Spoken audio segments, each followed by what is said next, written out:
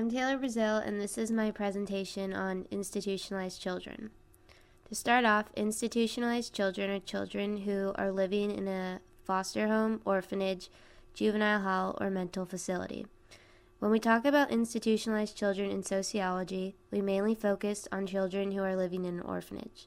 In the U.S., institutionalized children are protected and well taken care of, but in most parts of the world, they undergo physical, social, mental, and educational issues. Throughout my presentation, we'll be focusing on the children outside the U.S. who are not provided with the basic needs to develop and live a normal life. So how do these children become institutionalized? Children are pushed into institutions mainly because their biological parents struggled with poverty, disability, or social exhaustion.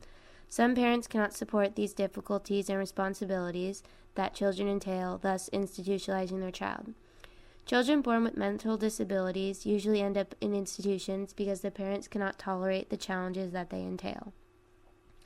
Living conditions for institutionalized children. Institutionalized children typically live up to 30 other children of all ages. This makes it really difficult for children to feel connected with the adults in the institution, which can lead to decreases in developmental growth.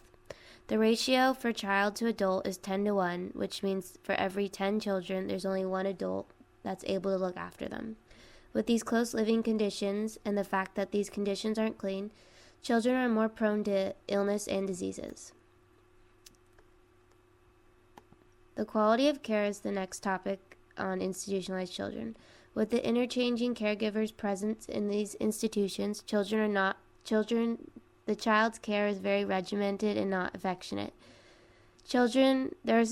There are usually so many children that when a child becomes upset, sad, or mad, there is little to no comfort for the child.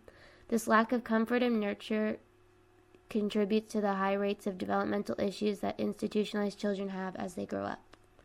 Medical care is another issue involving institutionalized children.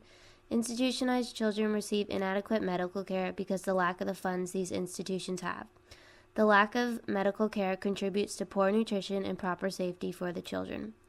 Due to lack of funds, caregivers mostly perform the medical care and do not have the proper training and experience to help these children. Children are more at risk for infection, diseases, illness, and injury because they're not receiving adequate medical care. Now moving on to the social development of institutionalized children. Institutionalized children lack normal social skills that help them communicate with others. Due to the lack of social interaction with an adult figure, institutionalized children lose the opportunity to develop prime social skills such as talking, listening, making friends, and developing emotional feelings. Most institutionalized children have an average social age of 4 because of the lack of verbal and nonverbal communication presented to them by their caregivers. As a side note, it's important to know that all these aspects are developed from the caregivers of the institutions and the lack of their social connection with the children. Educational development. Children who've grown up in an institution are not usually provided with proper education due to the lack of funds these institutions have. As a result, most children in the institution have an extremely low IQ when compared to children who have grown up in a normal home. The lack of education creates long-term issues for institutionalized children because it sets them back because they're not educated with the basic knowledge that one should know.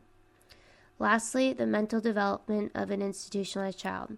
One study found that there's a direct correlation between the mental development of a child and the interaction they have with a mother or father figure.